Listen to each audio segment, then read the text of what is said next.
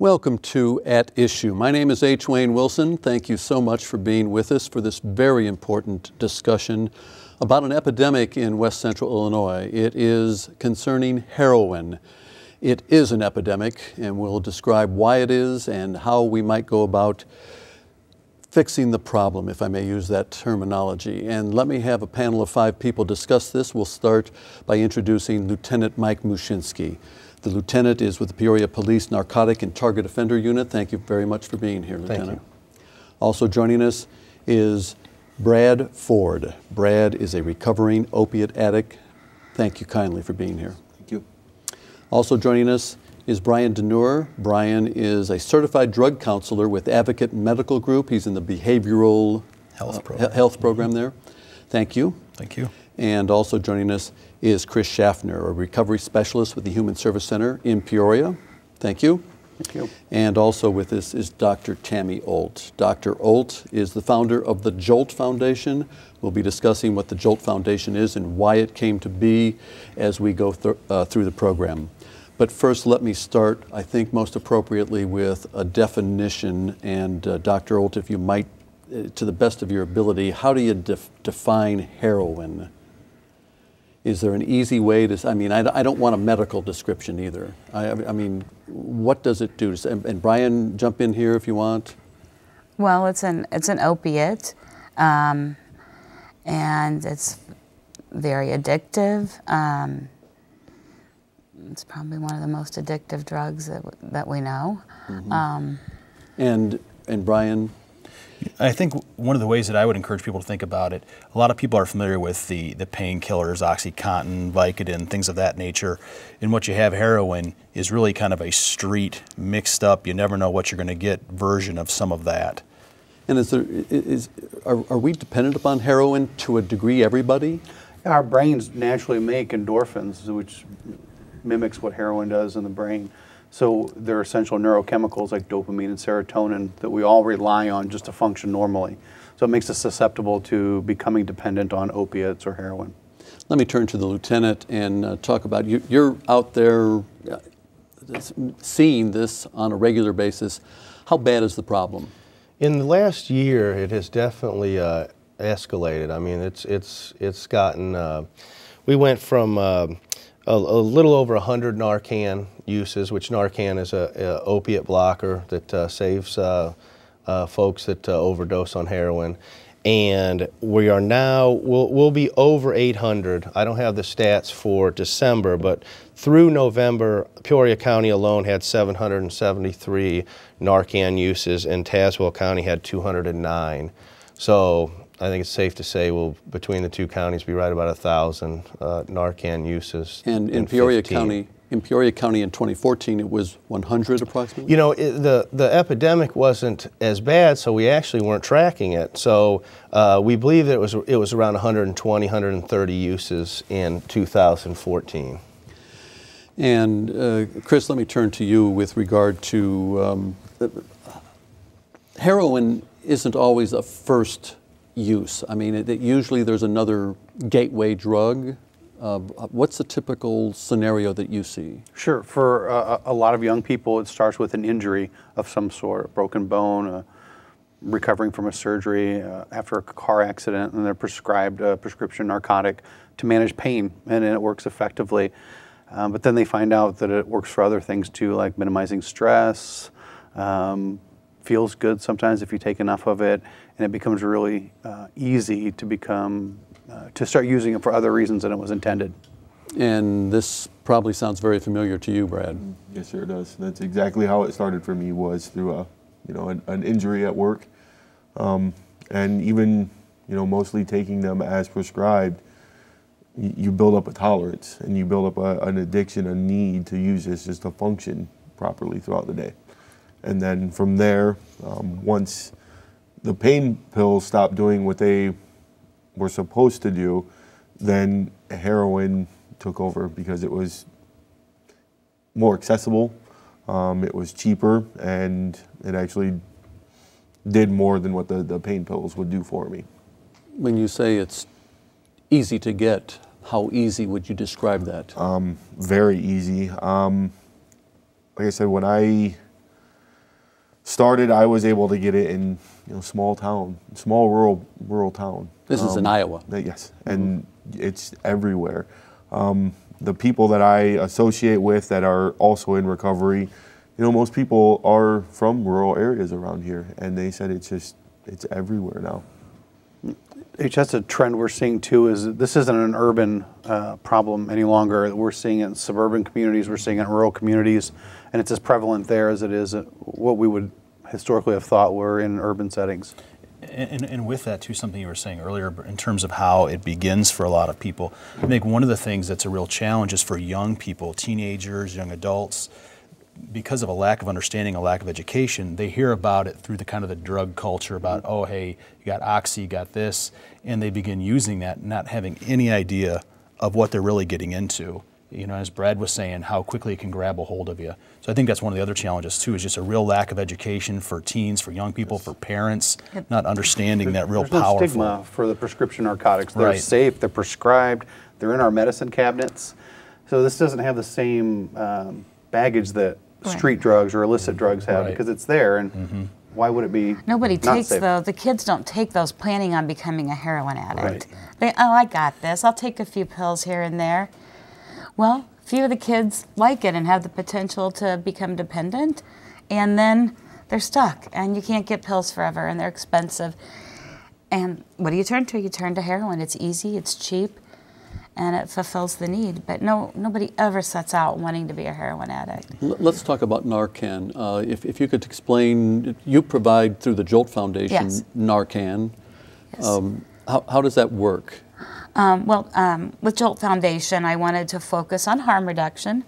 So that means treating people that use drugs like human beings, treating drug addiction as a health problem, and providing measures that provide good health and preserve life. So naloxone is a drug that's been used for years in hospitals and in ambulances. It reverses the effects of an opiate overdose in the body by blocking the receptors in the brain where opiates would set, and it pushes the opiates off.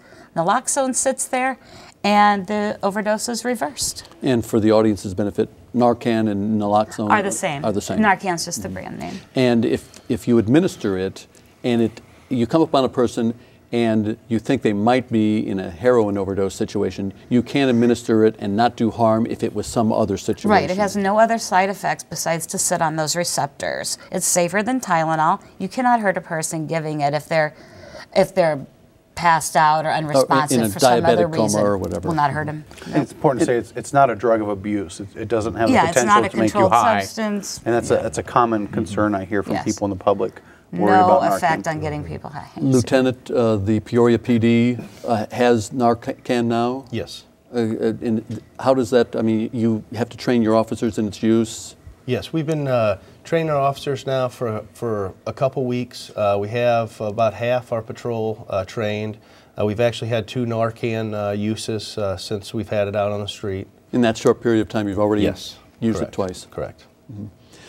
So let me talk about, and many of you may have known that there is a mayor's coalition now to fight against heroin.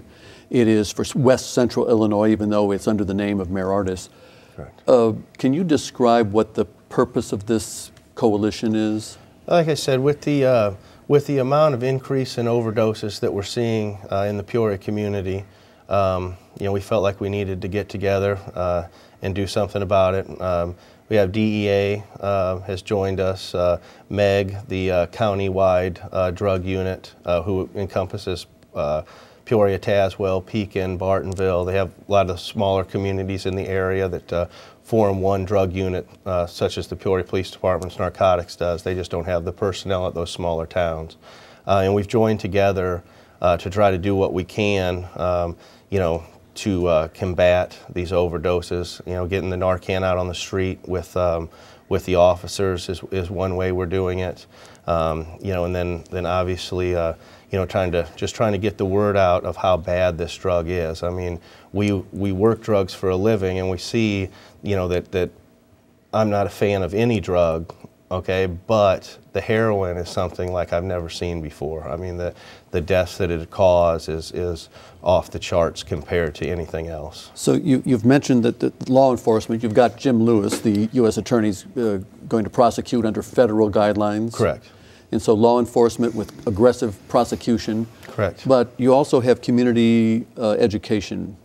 Right, and I've said it before. I mean, this is an issue that we're not going to arrest our way out of this. I mean, this isn't something that, you know, we're going to arrest every single dealer and the heroin's going to be gone. All right, so what we're trying to do is educate folks on, number one, if you are doing heroin with a friend or whoever, make sure that you get your Narcan kit. There's absolutely no reason why you shouldn't have one so that you can save your friend if they do overdose.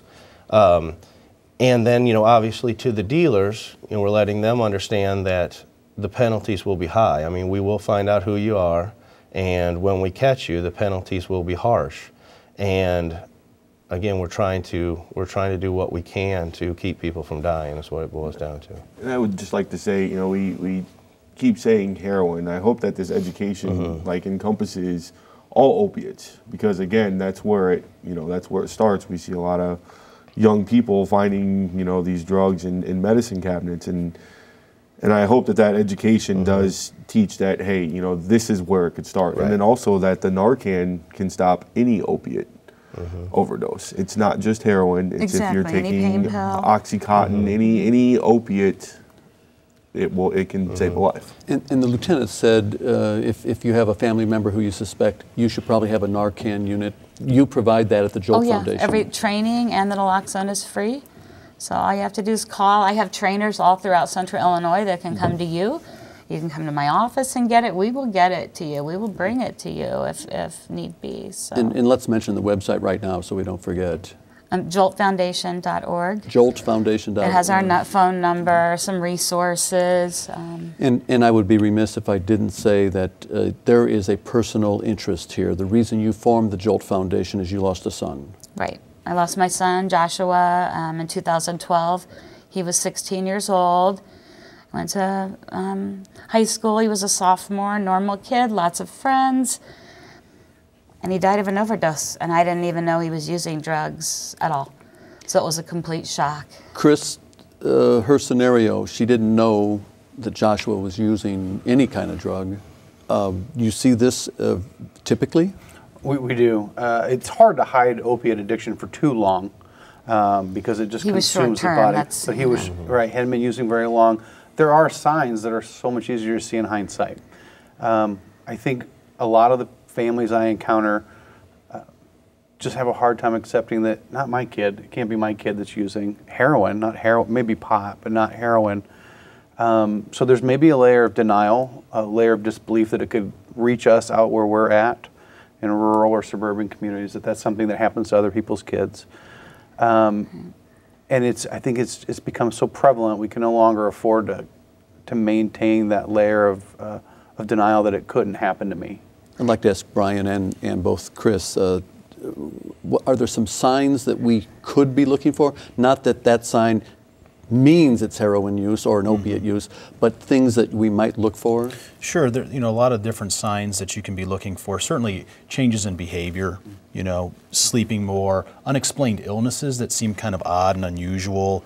A lot of times one of the things that you want to look for, especially as use progresses, you start to have some of the withdrawal symptoms that are typically associated, again, whether it's heroin, opiates, same way. Flu-like symptoms, colds, just not quite feeling well. One of the classic things that I think you look for, try to encourage parents, especially when there's IV use going on. So when they're injecting, looking for unusual marks on the arms, things of that nature. One of the other things, going back to I think a point that both Chris and Brad were highlighting, is something I've had parents asking me about. Well, I've noticed, they themselves maybe have a prescription for opiates, and geez, there's some seem to be missing, and looking for some of those kinds of things as well. And before I forget, Lieutenant, for those that have prescription drugs in their medicine chest and they've expired, they're not using them anymore, there is a place that they can take them. Yes, they can. I believe there's several places that you could turn them in. I'm not sure. A lot of pharmacies.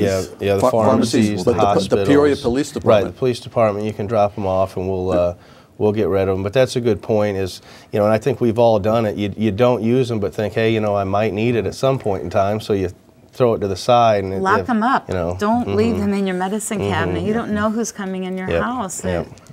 It could be the beginning of a really big problem. So. And that's a great point, and that's one of the things I really encourage parents, family members, support persons for people who are trying to work through addiction is that very same thing, because accountability is a really important part of this process, and in doing things like that, locking up medications, taking those kind of steps can be very helpful too. Brad, go ahead. I was just going to say, and adding to the signs, being a recovering addict, ones that were more noticeable, at least even now that I see in other people, pinpoint pupils is a big one. Weight loss and weight gain is also, because diets will usually change, along with the opiate addiction. And then, the track marks is a really common one. Also sweating, like a heavy sweating is a pretty common factor, a pretty common sign. Can you, and I want to talk to both Chris and Brian about the protocol for treatment, but first, can you tell us because you had a relapse. Yes. And can you tell us how you went through the process, and I assume it's very difficult.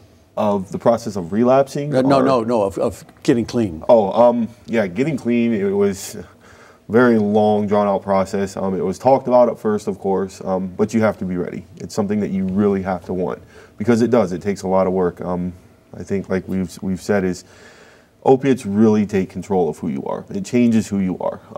Just your day-to-day activities, working, family life, you have to use just to maintain. So first off, you have to really want it, and then I went to treatment. I went to an inpatient treatment. I was there for about 2 months, and after that, I did a lot of things to stay in recovery. I did aftercare. I still talk with a counselor to this day, but it's hard work. It's an everyday thing. You have to wake up and know your limits, know what you can and can't do, and that's where my relapse came into play. Is I thought I was bigger than this. I thought I had enough time under my belt. I was bigger than this, and it actually just started with alcohol. Started with drinking alcohol. That lowered my inhibitions. I thought, if I can do this, I can do that. And then it was back to the pills and back to the heroin after that. But now you have been clean for? I have been clean for 13 months. Congratulations. Thank you. Brian, could you take us, and Chris join in on the conversation here, the protocol, the typical, I know it's probably individual in some cases, but what do you do first? Well, I think one of the things, as Brad was saying, really when somebody's at that point where they're ready to make that decision, you really want to try to rally around that person, because that's a huge step, asking for some help. Detox is one of the most important steps there, really breaking that cycle and helping them get through the physical addiction and the physical pain that's associated with that, which is a real fear for most people who are coming off that. It's a very, very feared part of that process, and that keeps a lot of people away from recovery, from going into detox. But detox and getting through the medical detox is a very important part of that, to then help them get linked with the things that Brad was talking about, the support systems, the resources in the community that can assist them in that long-term recovery process. And there are a lot of resources, and many of those are listed on the Jolt Foundation website, so you can find that information. Go ahead, Chris. The reality is that since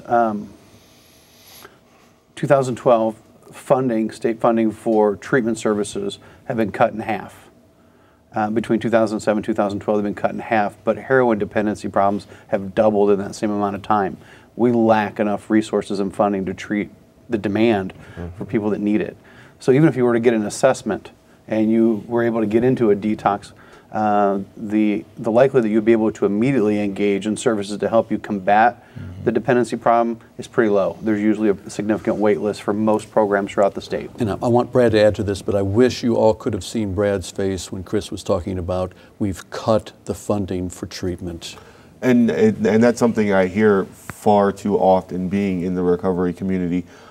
Actually, I experienced it myself. Like I said, after the relapse, I put myself in the detox, and I was actually considering going back into rehab. Well, once I got out of detox, I got put on a waiting list. Well, and because they can only take so many, opiate addicts, they can take only so many alcoholics at one time. So there was a 2-month span that I was waiting to get into a treatment facility. So in that 2-month span, a lot can happen. I know a lot of moms whose children died waiting for treatment. Yeah. See, I was fortunate enough to couldn't have a support system to keep me going, during that 2 months. Right. I eventually didn't go back. Support. It doesn't matter. That's true. That's true. That's true. Get some fentanyl-laced heroin, you're going to die. Yeah, we need absolutely. treatment on demand. Illinois is like second or third worst in our country for treatment. For being able to provide adequate treatment. We're underfunded severely. This is a health problem, and just like any other disease, you should be able to get immediate treatment. Absolutely. One of the things that we as a public can do, in addition to looking for relatives who may show some signs, falls under the Good Samaritan law. We actually can make a phone call. Can you tell us a little bit about the Good Samaritan law? Well, the Good Samaritan law protects people who are using drugs, who call for their friends. So say you're with a friend using heroin, your friend overdoses, you can call 911 and ask for help. And under the Good Samaritan law, you cannot be prosecuted for possessing paraphernalia or small amounts of a drug if you're the one calling for help to save someone's life. So neither the person calling or the person who is overdosing can be prosecuted for drug use or possession. So that encourages people not to just abandon their friend, leave them to die on the floor, stick them in a car, roll them up to the front of the hospital. I also know a lot of moms who have that story, whose children are dead.